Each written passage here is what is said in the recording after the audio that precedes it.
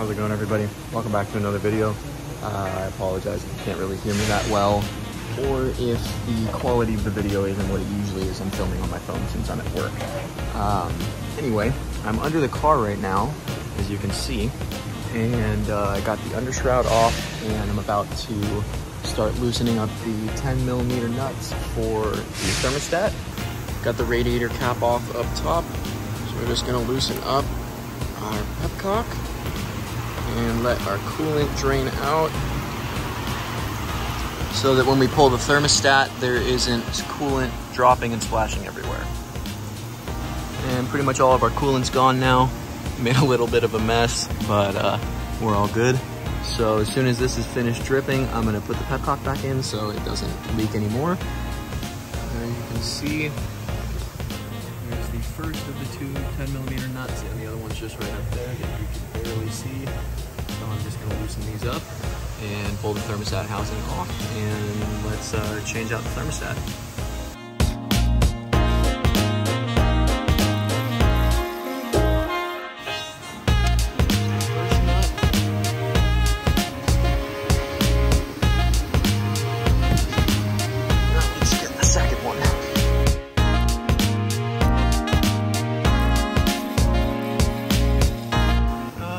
Some coming out for sure.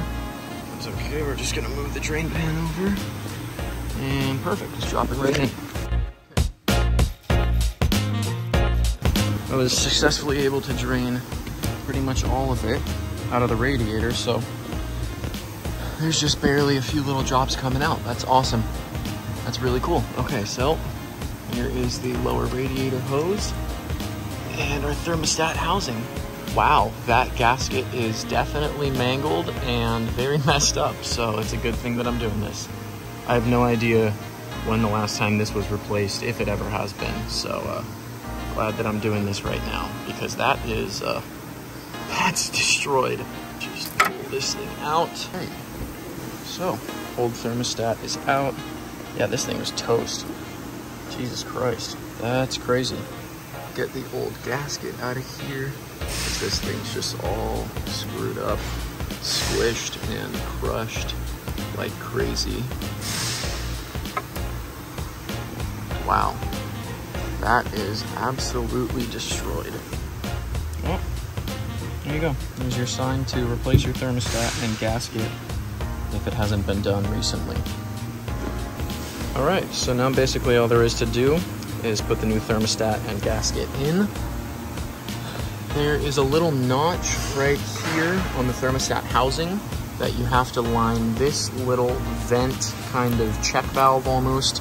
You gotta line this up with that because this allows some coolant to pass through before it gets up to temp and the thermostat actually opens. So we're gonna just place that right there, rearrange, and I'm gonna put this back up. Okay. Both nuts are back on, thermostat housing is in place, and snug them down.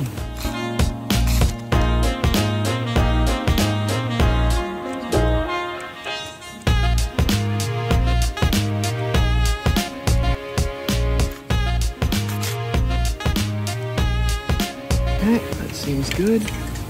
Make sure that they're tightened. I'm gonna check them with a wrench from the top, make sure they're snugged, and then just fill and bleed the cooling system, and that's it. Thermostat's replaced. All right, we got our trusty swivel wrench. Perfect. Okay, yeah. That is snug. Okay, so the thermostat's in. Awesome. We got our coolant exchanger here. I have about 4.5 liters of coolant, so I'm gonna add 4.5 liters of water to make a perfect 50-50 mix. Radiator is full of coolant, and our thermostat isn't dripping, which is great. No leaks. Gonna go ahead and turn the car on. Coolant level is gonna drop because it's gonna start pumping through with the water pump, and we're basically just gonna come out here and check and make sure that we don't have anything leaking from there. Gonna make sure that we keep the coolant level topped off, and we'll be good. Engine's running. No coolant leaking from the thermostat, which is great. Just gonna let this keep bubbling. It's gonna get all the air pockets out of the cooling system. And then once it's up to temp, and everything is good. We're gonna make sure that the coolant level's topped off, and we'll be solid. There we go. Thermostat is replaced, and coolant system's burping out all of its air.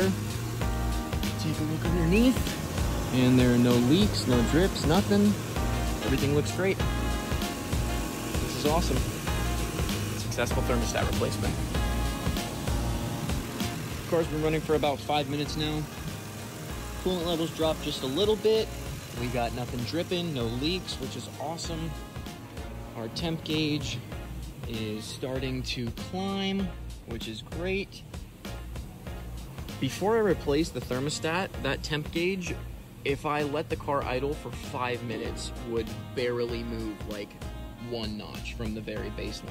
So obviously something was wrong, and as you can see based on this, it's quite apparent what it was. So due to unforeseen circumstances, the Lexus got stuck on the lift, which is great. So I'm leaving it here until Monday, and I'm gonna figure it out from there on out. But thermostat's in. Put it under load a little bit on the lift and drive, and it was totally fine. So I know that it's not gonna overheat or anything. Thermostat isn't gonna have any issues, but you know, it's stuck up there. So that's that. I hope you guys enjoyed this video. It was not at all how I expected it to end, but it is what it is. You know, you just got to make do with what you got. So that being said, I will see you guys in the next one. I hope you enjoyed. Thank you so much for watching, and I'll see you later. Shoots.